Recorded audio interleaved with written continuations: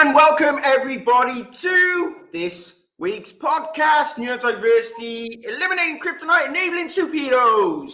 And it's with me, Theo Smith, your host with the most for neurodiversity content. So welcome, we have a wonderful guest today. If you'd like to introduce yourself and let our audience know who you are and what you do and what you're about. And then we'll get into the meat of the discussion conversation as we go on. Welcome. Thank you so much, Theo. And you dipped out. We'd had a conversation just before that you were going to say my name. It's not an easy name. So thank you so much for having me on here. My name's Kezia Luckett, and I am a positive psychologist and an emotional intelligence expert and speaker and author. And I am the founder of Positive Leadership, which is my company. Kezia, brilliant. Right. I knew, you know what, I would have got it wrong as well. Even though you just told me, I panicked. And even though you helped me with getting it right, that's the reality, right? This human brain. It is.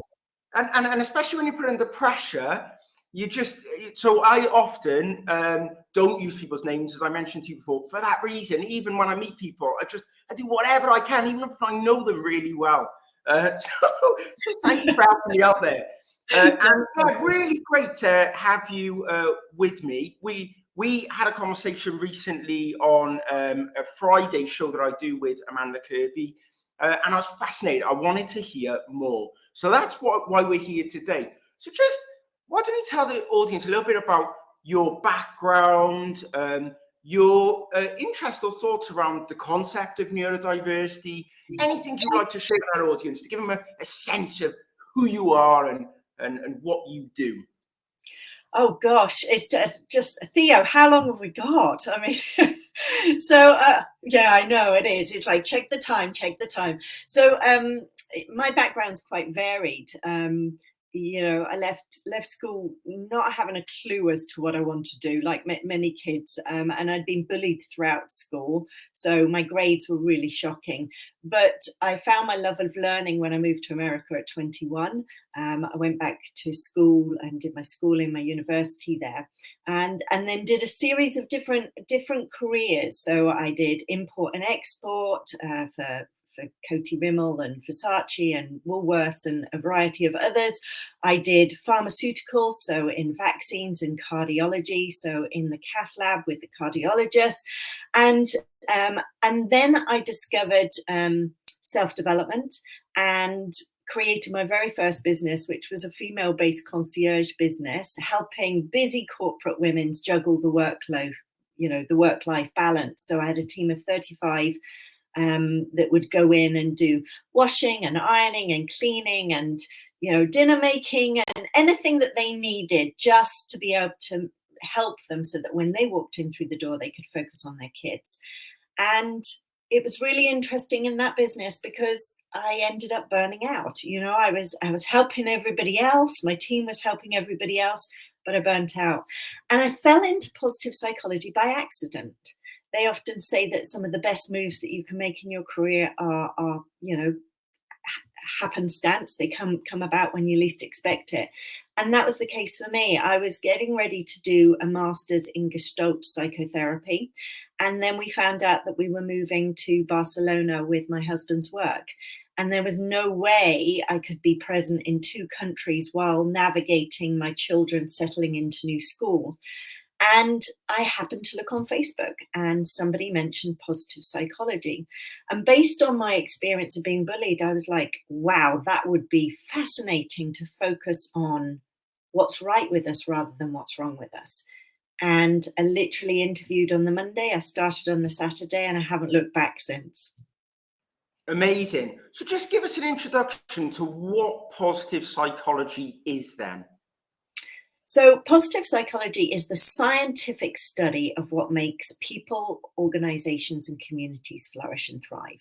And a lot of what positive psychology focuses on most people will have had some form of interaction. So even if we take something like gratitude, people have heard about, writing a gratitude journal. They might not know the scientific basis that sits behind that and how that can bolster optimism, increase well-being, increase happiness. So there's lots of things that positive psychologists, focus on.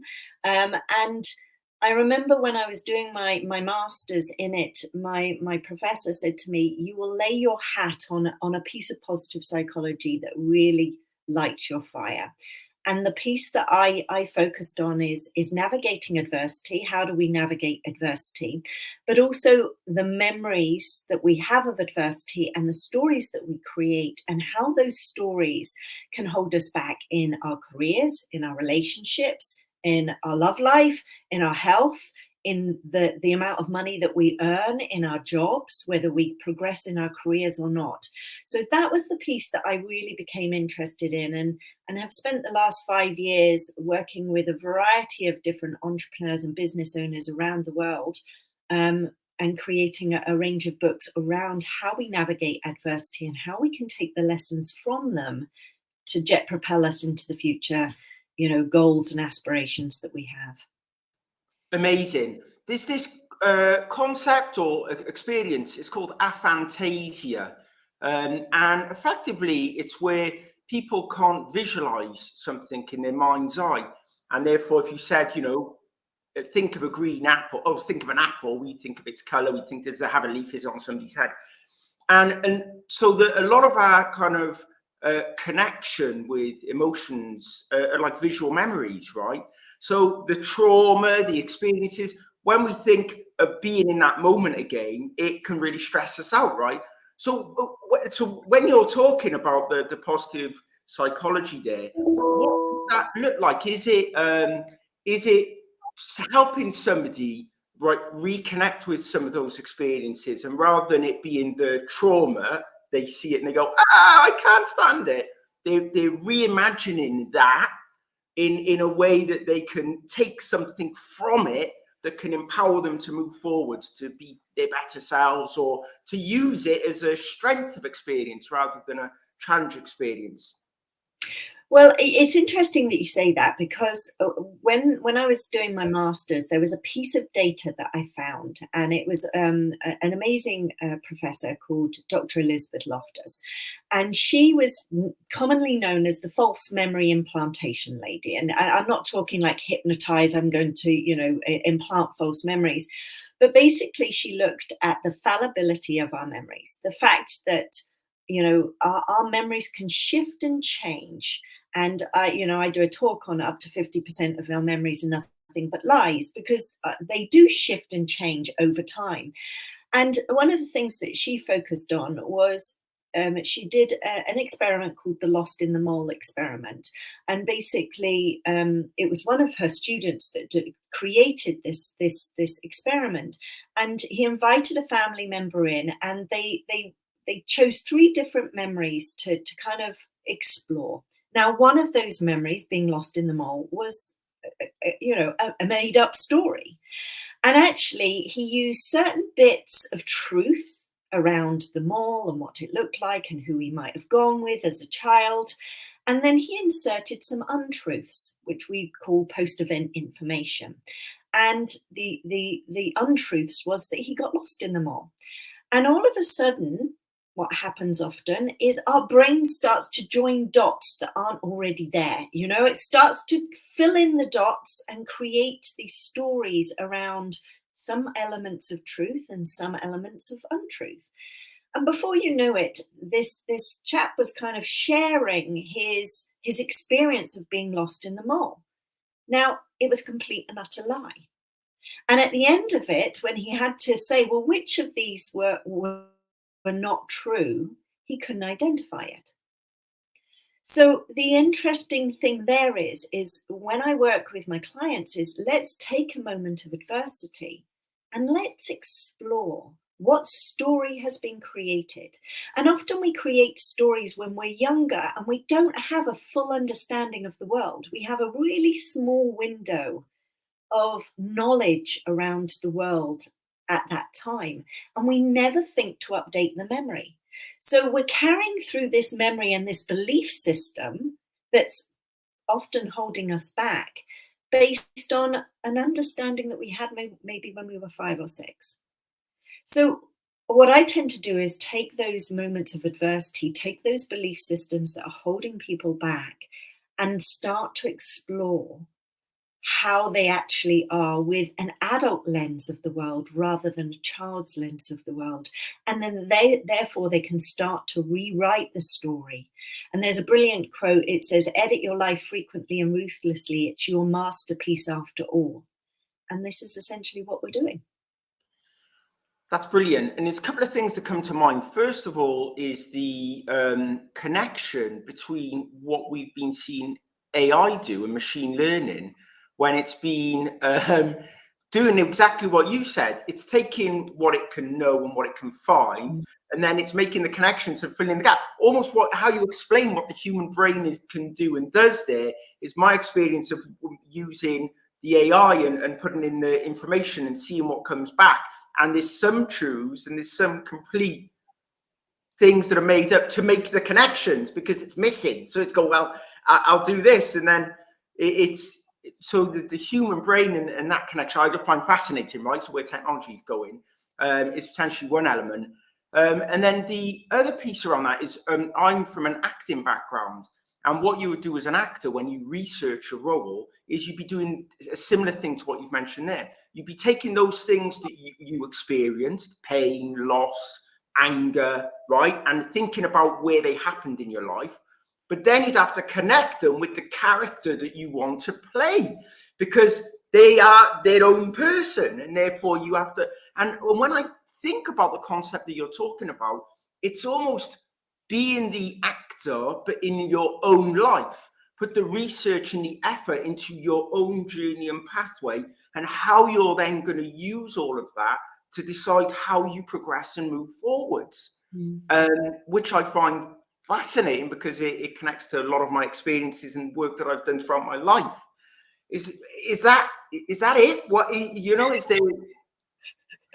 you see those connections? What are your thoughts?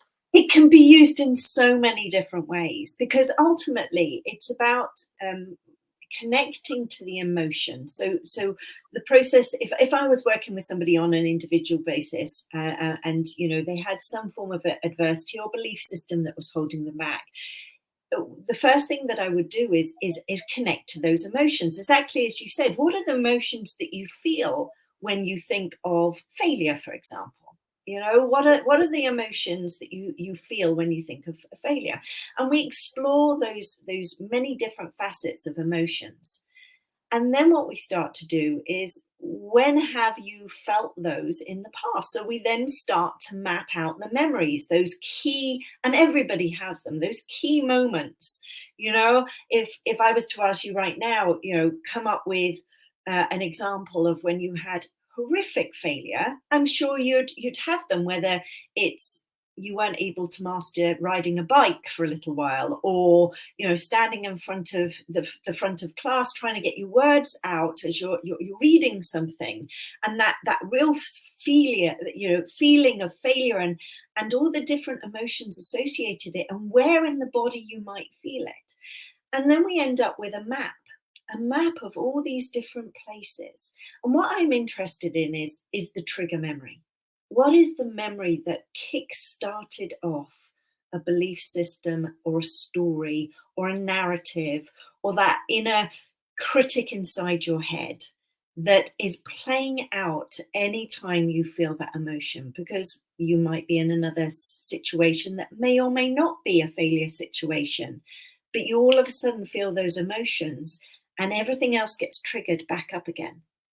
So that's what I'm interested in. And from there, we can start to unravel all the stories and emotions that are associated, that have built this picture to the present day and the belief system that we've got. And do you find that this is a key challenge from a leader's perspective, where maybe they don't have they're probably quite lonely when you think about leaders of organizations, sort of big functions, and therefore some of this stuff that they carry with them there's never been a way of shifting it, right? So they keep these bags, and maybe they add to these bags, right? So then they've now got these great big bags of memories that are stopping them progress forwards of being as successful as they want to be, or just managing their general mental health and well-being. Do you find that there is a significant proportion of leaders who struggle with this and require that intervention and support, but maybe often don't get it? Most definitely. I don't think it really matters where you sit in a business. The difficulty comes is that when we step into a leadership position, is that we have a belief system as to what leaders should be. And therefore, we don't give ourselves permission to fail. We don't give ourselves permission to be in a state that's anything but perfect. You know, we're the leaders, we're the living example. And finding that safe space where they can go and share, because, you know, if we look maybe slightly lower down, you know, in a business, employees will often talk to one another when there's things going on, or you'll, you know, they'll have this support network system. For leaders, they tend to not have that safe space where they can come and just offload. They can come and say, do you know what, actually, I'm hitting this boundary.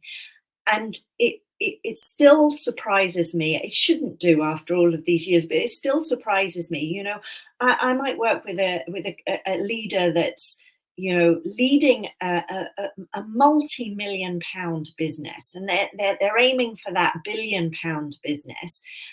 And some of the worries and concerns and things that they feel are holding them back are exactly the same as someone that's just started out in business. That, you know, that they shift and change slightly, but they're still the same. And the reason they're still the same is we're still human. You know, it doesn't matter where we are or what we're doing or who we're interacting with, we're still human. And therefore, those human emotions, which are our guidance system. And I think it's really key here, Theo, to just touch on the emotion side, because, you know, emotions are our guidance system. And I like to explain it to my clients as a house. And you've got a house that's got an alarm system on it. And when that alarm system, that bell starts ringing, you know that your security's been breached in some way, and it's your role to go and investigate it. So you might go and check all the windows and the doors. You might, you know, lean out the window to see if anybody's trying to jimmy the windows open. And the same with emotions, whether they're the so-called positive or negative emotions. When they come in, they're just alerting us to the fact that our, you know, equilibrium has shifted in some way. Either it's shifted that we're, you know, something really amazing's happened and we're feeling joy and happiness and awe, and we want to do more of that. Or it's shifted slightly the other way into the so-called negative emotions of shame, of guilt, of worry, of fear. And again, it's what's causing this? Let's investigate it. So all emotions on the, you know, the emotional spectrum are good. They're there to show us something. There are just some that we might not want to stay in for too long. And what's interesting when we think about the concept of neurodiversity in this space, a lot of people that I talk to who may be autistic or ADHD or co-occurrence, right? There may be more than one. There's a lot of rumination that goes on. There's a lot of processing of information, thinking about things again and again and again, and actually connecting back when you're talking about those memories. Sometimes from very early on, I have it, you know, certain things, they come and go as well. So they might go for a year or two, but then they come back, and they come back like they're clear in your mind. But you're right, they may have changed again over those last 2 years. They may not be exactly as they were. You may have added extra pain and suffering to them, or whatever it may be. So I think as we still underestimate or don't really know the prevalence of, you know, ADHD or autism in leaders or in people within organizations because of the lack of overall diagnosis, or maybe the not wanting to connect yourself to a particular label. But certainly then I'm almost absolutely positive for a lot of people listening, those memories and those feelings, those connections can stop you doing stuff, to the point of, I think for some people, it can stop them leaving the house.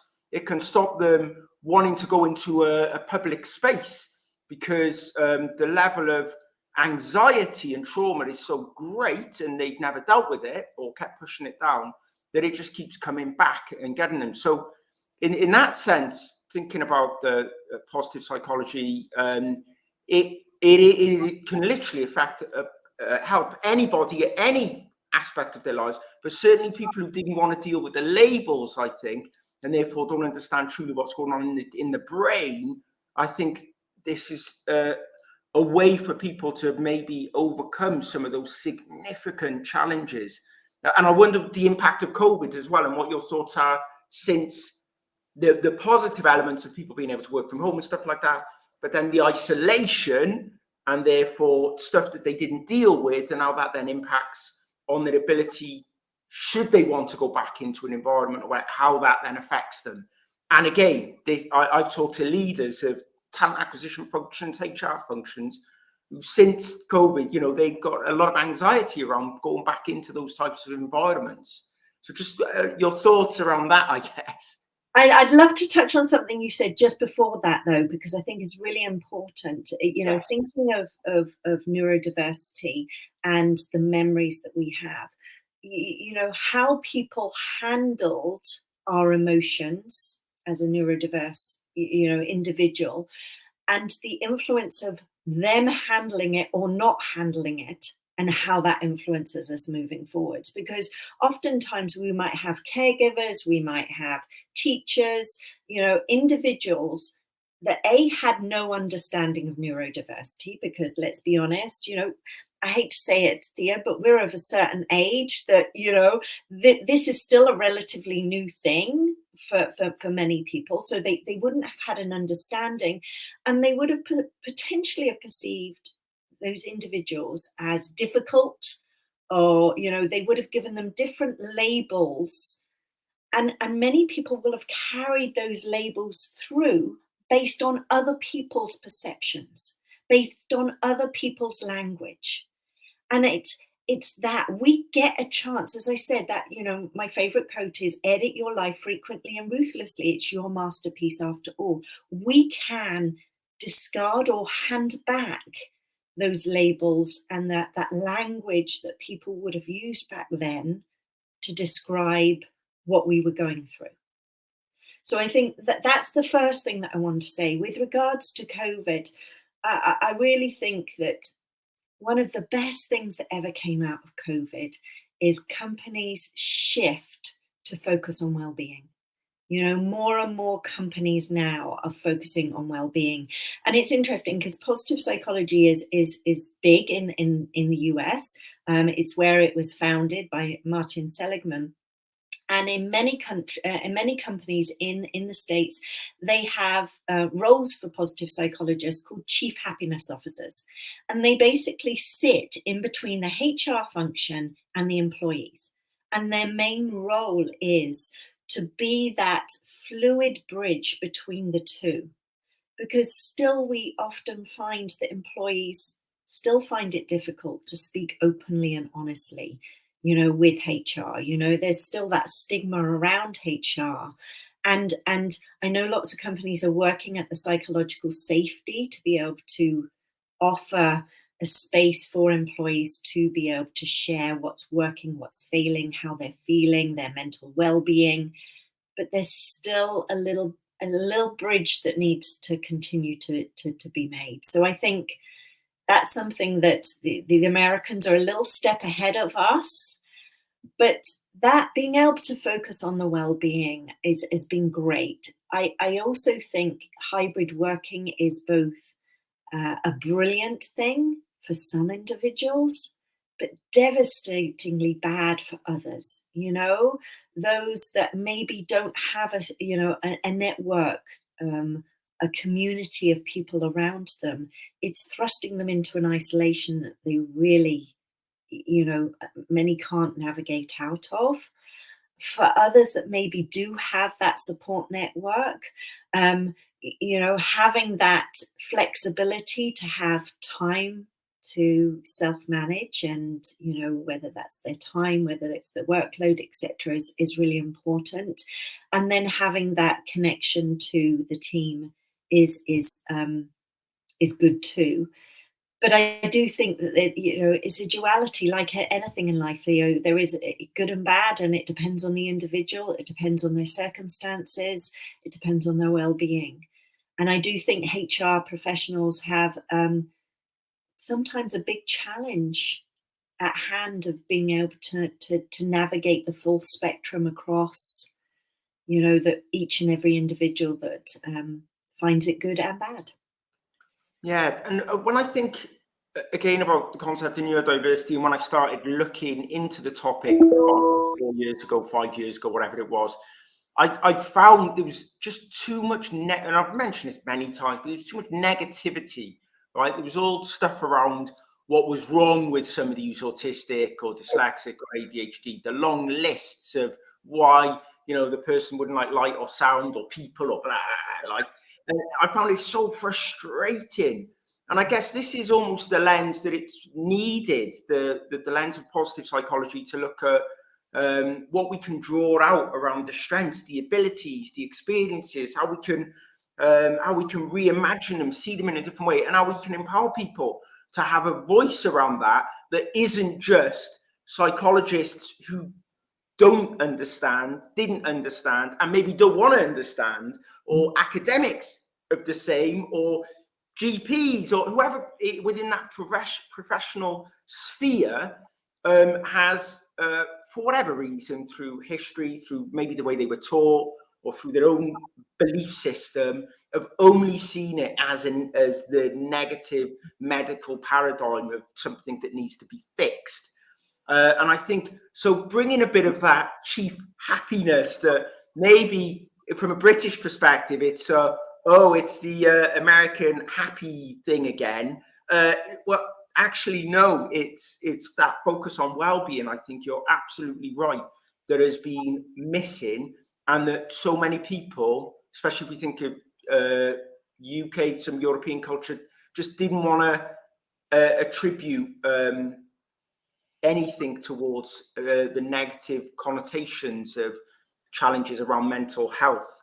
And when we've all got mental health and we all have challenges and we all have a well-being that we need to look after, and when it's reframed to allow people to go, okay, we're not talking about being broken, we're talking about getting the best out of our bodies, our minds, our lives, our relationships, then when organizations help you reimagine it in that way, however that is, chief happiness or positive psychology, or I think that is a really important role that should sometimes segment HR, which unfortunately does often have to advise a manager on how they're going to deal with an employee. How can that employee know that they're going to get the support from the HR business partner or manager, whatever, that is supporting their manager? There is a huge conflict there in terms of who that person is responsible to within the organization, and who their priority is to support an individual. That there ain't no happiness involved in that team. Right?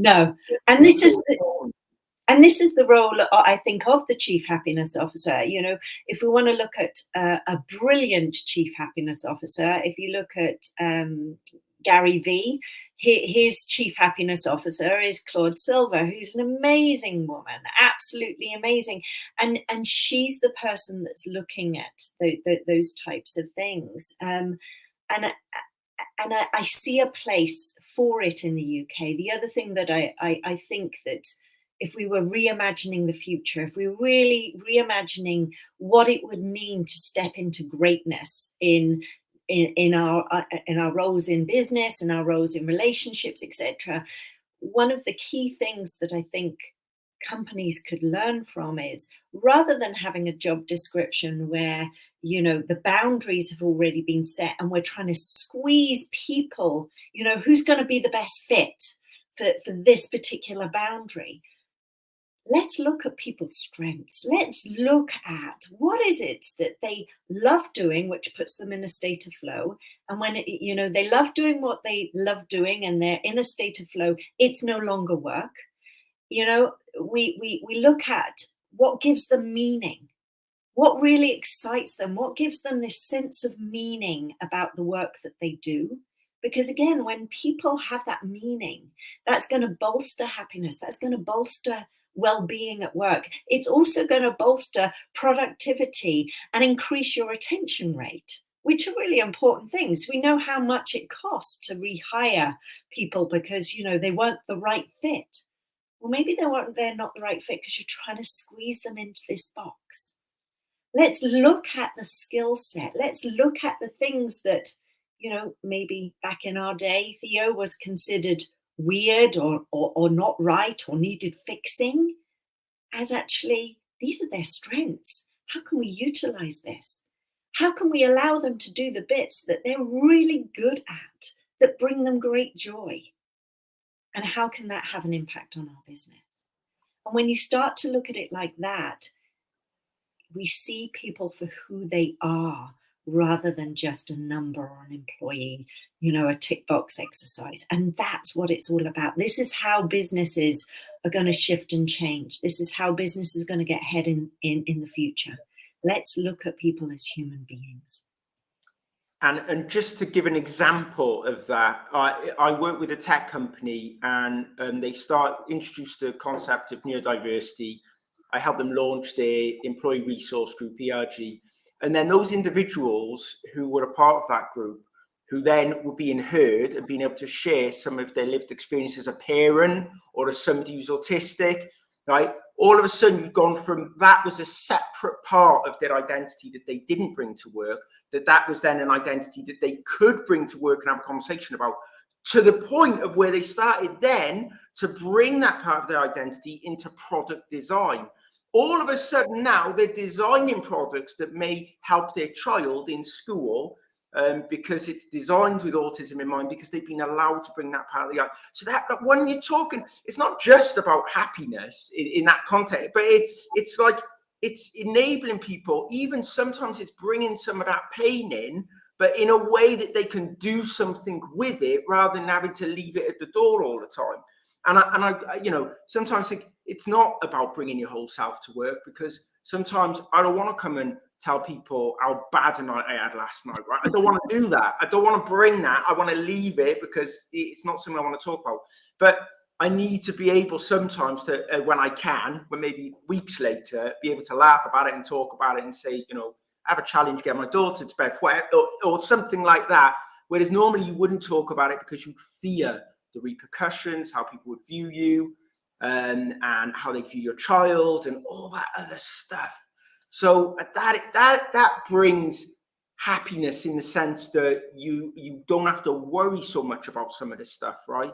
And I think there is an example with neurodiversity specifically in mind, but we can see it in when we talk about menopause or perimenopause, for women being able to have that conversation, when we talk about the loss of a child, and like it's just all of these things that you don't have to just leave at the door. There's somebody who's going to be willing to hear it, as well as looking at ways to enable you through better technology and stuff like that, or making sure you've got the right pay and making sure you can have the right location. It's that whole piece, isn't it?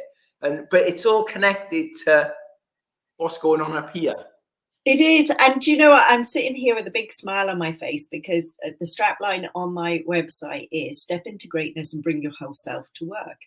And it is that piece. It is, like you say, not necessarily, we don't want you to kind of come in and go, oh my goodness, and for an hour and a half, somebody else having to listen to that on a daily basis, but actually being able to bring all aspects of who you are.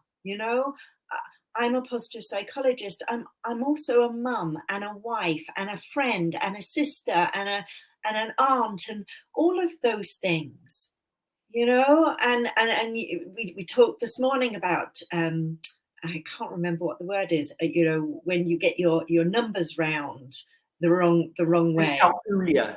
Yes, and I think, you know, I'm you know, somewhat experiencing that. So, you know, we've all got these different aspects of ourselves, and when we're hiding bits of that and we can't bring that to work, it's like, well, it is like it's like, what mask am I wearing today? You know, am I wearing the work mask? You know, I can't be a mum. Am I wearing the work mask? I can't be a woman of a certain age going through menopause. And when we're putting those masks on, it's exhausting. And that in itself is what accounts for the burnout. That is what accounts for, you know, the dis-ease in the body. We have to be given permission to bring our whole selves to work and have the psychological safety to be able to do it. Absolutely. That's brilliant. So any final hints and tips, thoughts or considerations for our audience as we wrap today's conversation up? Oh gosh, there's so many. The one thing that I would say is that when we have the courage to be vulnerable and to share stories, whether it's stories of not being able to get your daughter to bed at night, or the stories of, you know, managing an unseen illness, or caring for family members, or any of those things, we automatically give permission to other people to do the same.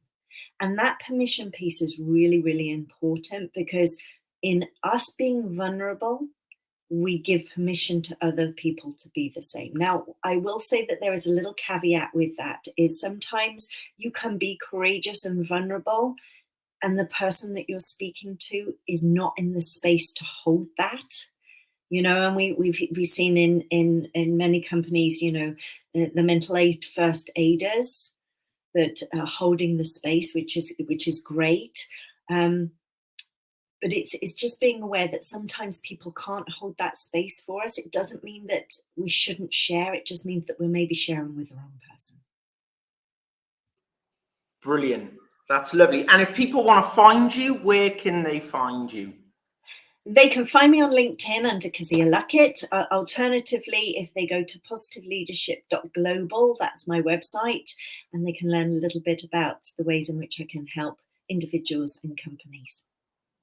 Amazing. Well, thank you so much for joining us today. Loved the conversation. And yes, please go and find Kezia at LinkedIn or whatever you can on the website and learn more. And we welcome your thoughts and comments. Thank you so much.